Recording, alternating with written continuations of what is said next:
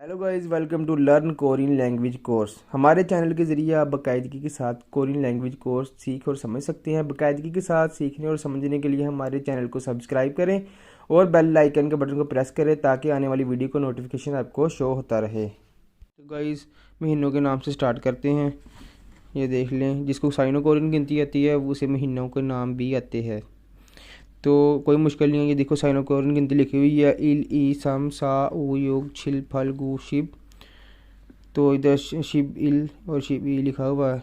तो ये जिसे साइनो कोरियन गिनती आती है उसे महीनों के नाम भी आते हैं। उन्होंने इधर लिखा हुआ है ई, यानी साइन इल कहते हैं ना, एक को इल के साथ उन्होंने वुल लगा दिया है तो इल वुल। जनवरी के महीने को कहते हैं ई वुल, फरवरी के महीने को कहते हैं, मार्च के महीने को सम वुल कहते हैं, अप्रैल के महीने को सावुल कहते हैं, मई के महीने को ऊवुल कहते हैं, जून यूवुल, जुलाई छिलवुल, अगस्त फलवुल, सितंबर खूवुल, अक्टूबर शीवुल, नवंबर शिब इलवुल और दिसंबर को कहते हैं शिब ईवुल। तो ये महीनों के नाम थे।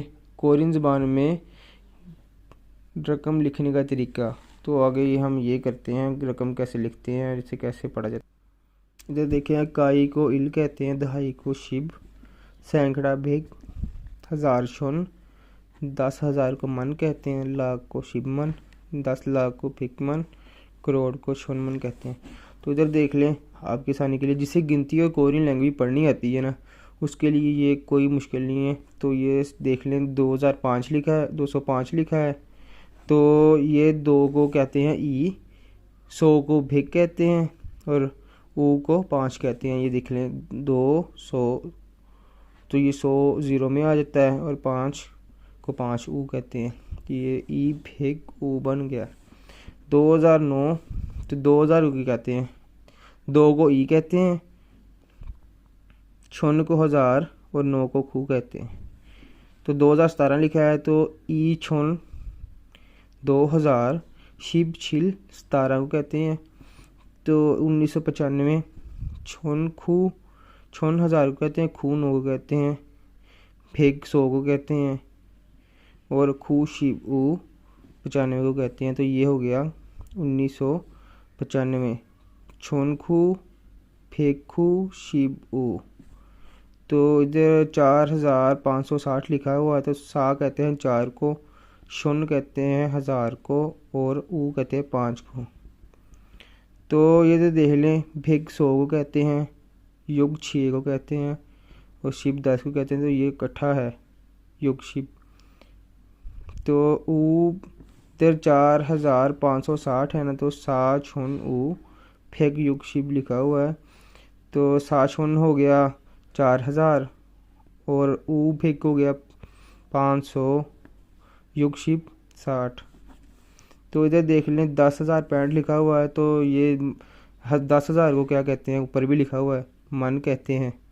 तो आपने युग शिब ऊ कर देना है साथ। युग कहते हैं 6 को, शिब 10 को, ऊ 5 को। तो ये हो गया, ये देखें, 10,000, युग शिब 60 को कहते हैं और 5 लगा के 65 हो गया, युग शिब 10,065। तो आगे 9,000 ये लिखा हुआ है, 99,563। तो ये देख ले, खू मन, खू कहते हैं 9 को, मन 10,000 को कहते हैं, ये बन गया 90। तो ये खू साथ लगा देंगे तो ये 99 हो गया, 99,000। छुन ऊ कहते हैं, छुन कहते हैं 1000 को, ऊ 5 को, तो ये 5000 हो गया। फिग 100 को कहते हैं, तो युग शिब सम 63 को कहते हैं। तो ये बन गया खू मन खू, छुन ऊ फिग, युग शिब सम 99,563। 11,111 मन 10,000 को कहते हैं, तो अगर एक शून्य और लगा दें साथ, शून्य 1000 को कहते हैं, तो ये 11,000 हो गया।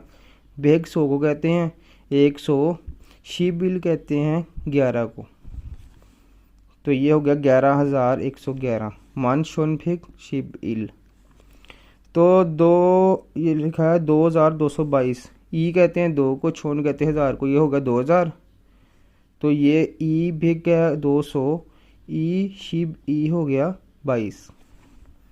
तो ये 10,000 लिखा हुआ है मन, ये ऊपर भी लिखा हुआ है, मन को 10,000 कहते हैं, इधर से आप आसानी से कर सकते हैं। तो इधर 1 लिखा हुआ है, 1 को इल कहते हैं, बाकी इसके डिजिट्स हैं 00 वगैरह।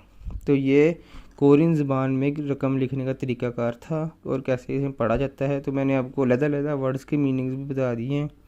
तो जिसे तो आती है कोरियन गिनती और लैंग्वेज पढ़ना आती है, उसके लिए तो बहुत आसान है।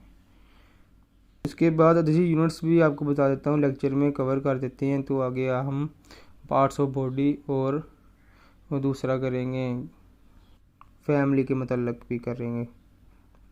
तो अददी यूनिट से स्टार्ट करते हैं।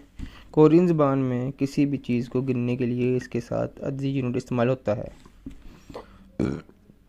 अगर आप कोई भी मतलब इंसान है, जानवर है या कोई भी चीज़ है, उसका यूनिट साथ में लगता है। अगर आपने किसी भी चीज़ का नाम लेना है, जैसे इंसान का लेना है, तो सारामी प्योंग इसका यूनिट है। तो सारामी इंसान को कहते हैं, तो इसे म्योंग बुन मतलब इसका ये यूनिट आपके ने हर के साथ लगाना है। तो ये जानवर को कहते हैं थोंगमुल, तो इसका मारी यूनिट है।